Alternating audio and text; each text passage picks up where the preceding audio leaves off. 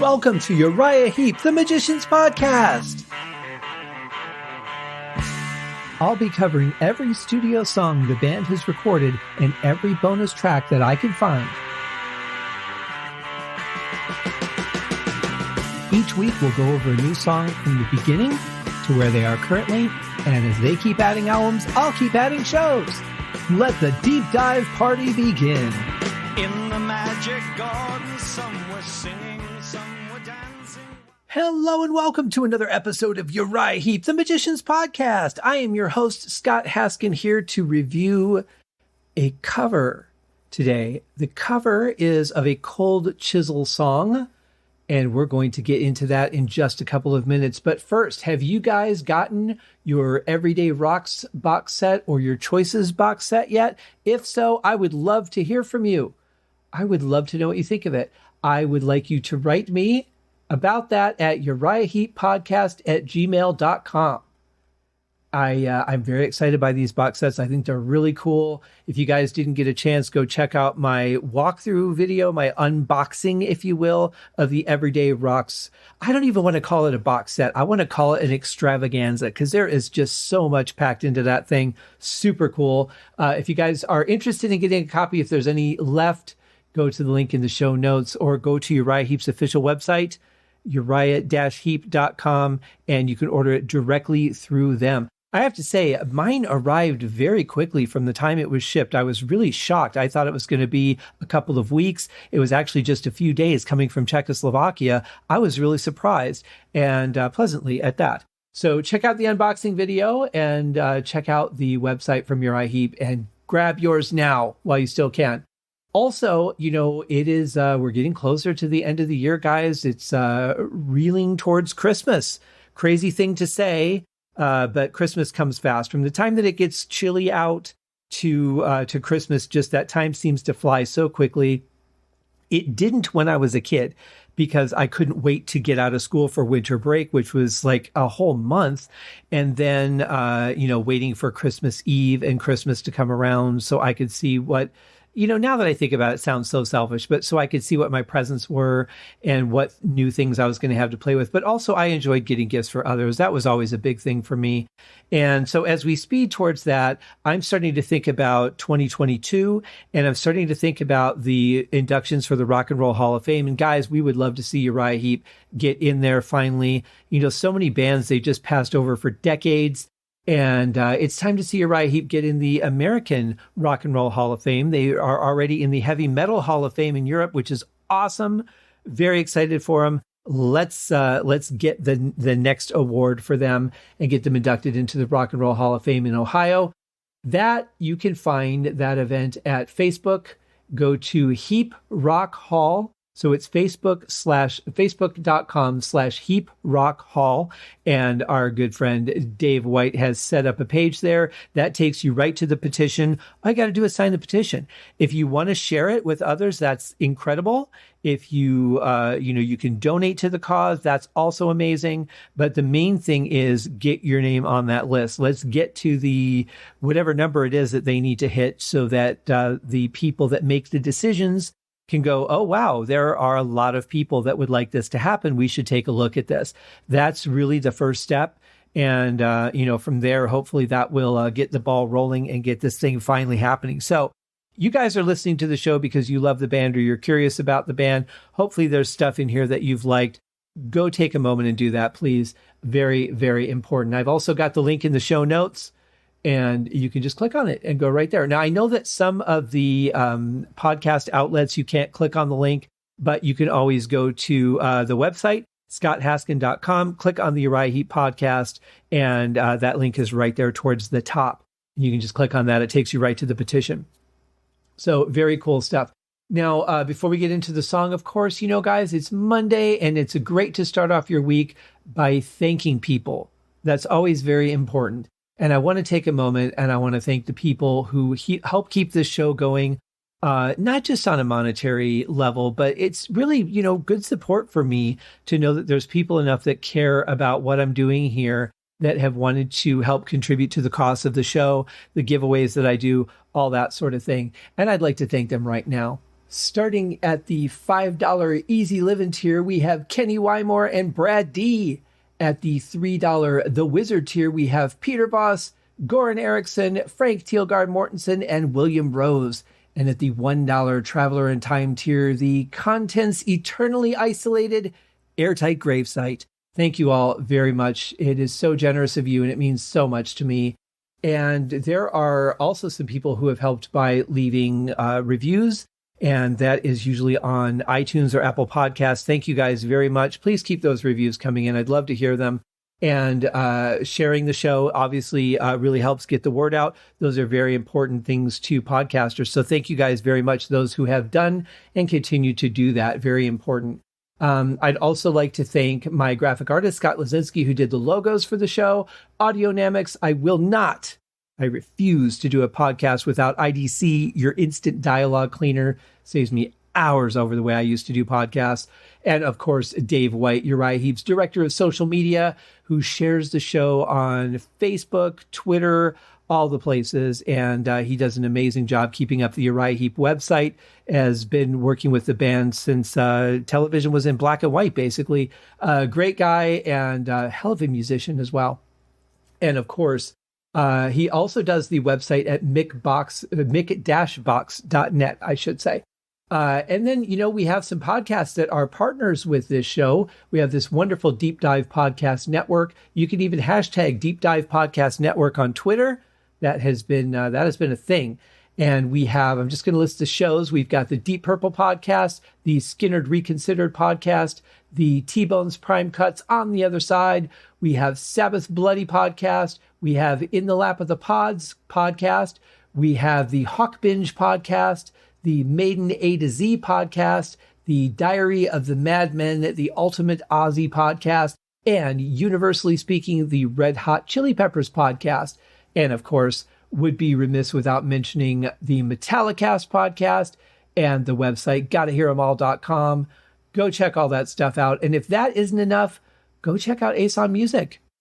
It is an amazing show that Ace, the band's manager, does. You can catch it on YouTube and Stitcher Radio. And I've got the links in the show notes for all of this stuff, you guys. Thank you to everybody who continues to support the show. It really means a lot to me. Speaking of support, it's always good to have another band to be inspired by. And today's song is called When the War is Over.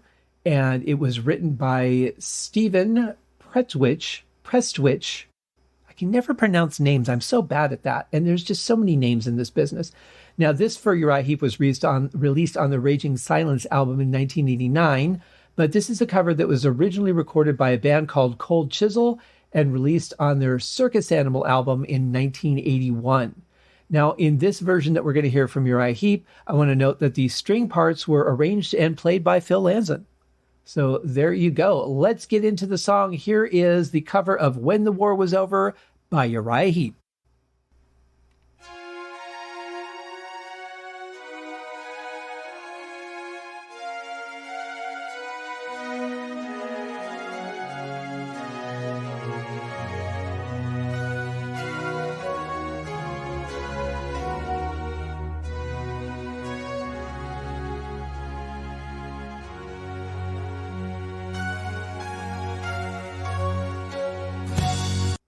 Well, that's a very lovely intro. And it really, for me, the emotions that I'm getting from it are a very interesting combination of just, exhaustion that you've been through something and you're sad about it, but also just kind of a hope for the future, which is a really interesting contrast. And it might just be me, the way that I'm feeling. It might be something that is probably at least inspired by the title, I would imagine.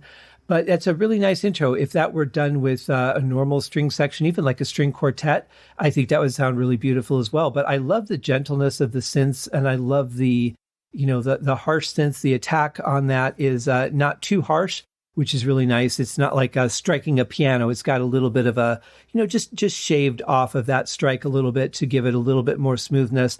But it sounds really good. I like the intro.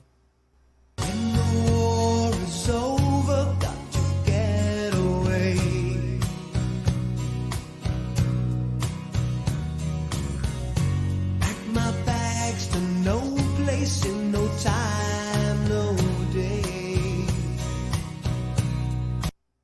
Wow, this is not what I was expecting. I thought it was going to go into something kind of heavy right out of the intro, but this is really nice. It's been a while since we've heard just a good acoustic strumming song from the band. And I was thinking about this earlier. I can't remember when the last time was that we had like a shuffle. You know, they're pretty well known for them, and it's been a while as I think back through the songs that we've reviewed in the last month or so. But this is really nice. I love the gentle sound of Bernie's voice. Love that Lee's playing rim shots instead of the head of the snare. I'll explain that in a second. And just some really nice strumming from Mick. Really solid bass. This is a very nice, gentle song, and I love when Bernie dials back and he's just singing in that gentle voice. He sounds so good. And he easily could have been a ballad singer, I think, if he wanted to be. He definitely has the skills for it. Now, whether that would have made him happy or not, who knows? But he, from an ability standpoint, he definitely could have done that. Now, I just wanted to explain a rim shot for those people who are not musicians or not familiar with exactly how it works. They're done a couple of different ways, but the most traditional way, at least that I'm aware of as a drummer, is you have the base of the drumstick actually sits on the head of the drum, you know, usually down along the rim.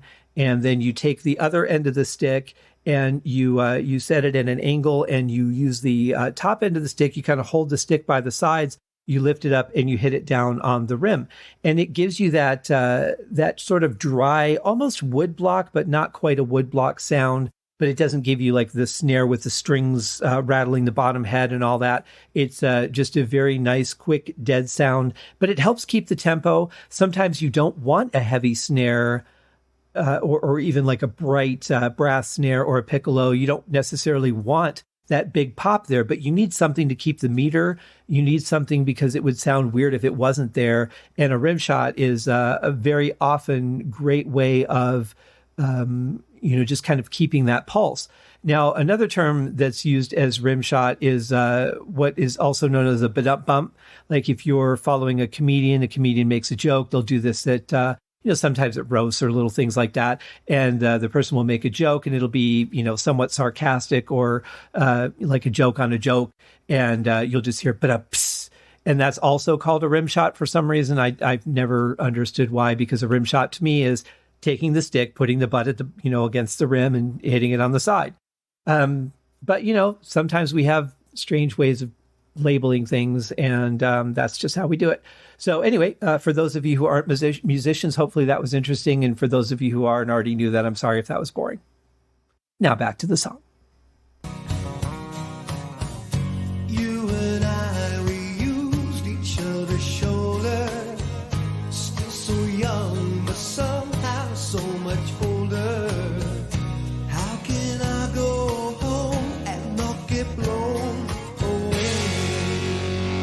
Okay, I hear the rumblings of a distorted guitar, so we're probably going to be heading into a different part now. And before we do, I just wanted to point out that there is a really wonderful delay on Bernie's voice. There's you could hear the first repeat of it, and it really adds some really nice richness to the vocal sound on this. I'm not always a fan of a huge delay or anything on a vocal. I like to really hear things cleanly myself. But there are some nice reverbs and some nice delays that you could put on things, maybe a little bit of chorus to thicken up a voice. And they can really sound good. They can really enhance the overall vocal experience.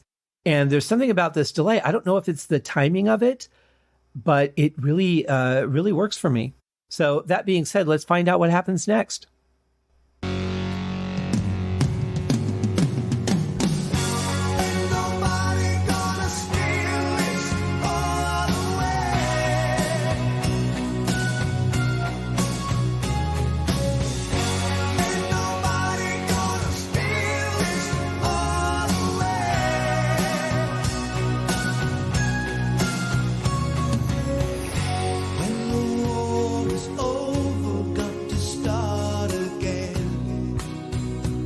Well, I really like that part. I like the segue into it. I like the way that they brought that back into the next verse. But I love the sound of it. It was a great lead-in fill from Lee Kerslake going up in register in the toms, which is the opposite of what you hear most of the time, where you start at a higher register and go down into a lower one. But this was nice, and I love Phil's playing in the background of that. I love the harmony on the vocals. the electric guitar, everything just worked really well on that part. And I'm sure we'll hear it again.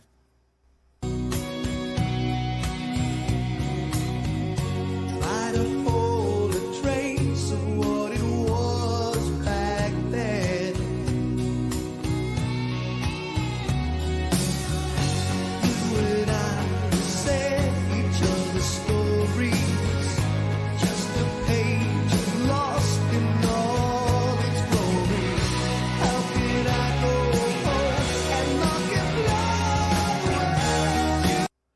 I like that. I like the transition in the middle to full drum kit again. I love the acoustic guitar and then with the electric guitar fill-ins. That was really nice. And then, of course, bringing it back into an electric guitar again. I love the chords that Phil's playing in the background of this. You could hear them on a pad, and it sounds really good. It really not just thickens up the music, but really makes it a little bit livelier, I think, those particular tones that he's using. And of course, bass and drums are solid, absolutely solid. Bass on this album is really, really backed off. And we've heard that fairly consistently. And it's kind of like when Trevor first joined the band and he was kind of laying back a little bit. I feel like that's what he's doing now. But these songs also, they don't call for a crazy bass structure either. They're mostly mid-tempo, maybe a little bit lower. And when the juice is cranked up, he brings it. But for stuff like this, you really just kind of need that rhythm to continue, that low end pulse to keep the heartbeat of the song going. And he plays it very well.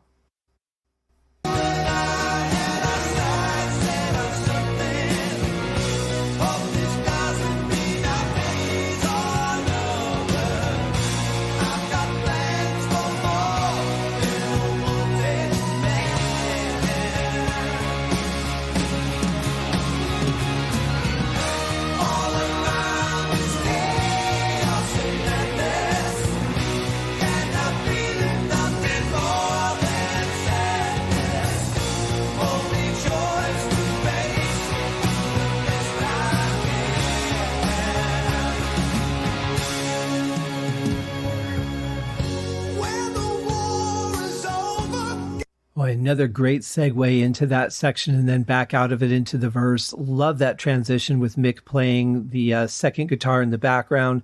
So I'm hearing the rhythm guitar in the right ear and those little fill-ins just slightly to the left. The only thing I could have used would be maybe just a touch more keyboard. But apart from that, that mix is very, very good. Really like it. But I love, as we hear going into this next verse, that Bernie's taking it up a notch. And the song is just getting better and better for me.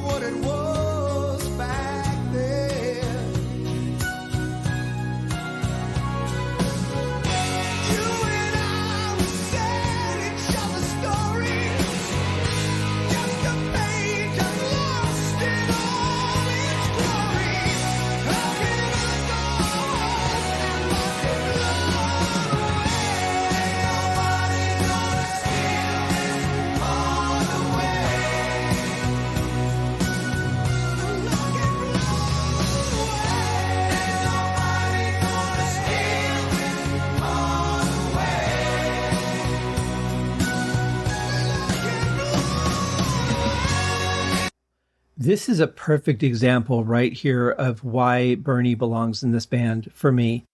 This kind of ability to sing with power, but also with such intense emotion.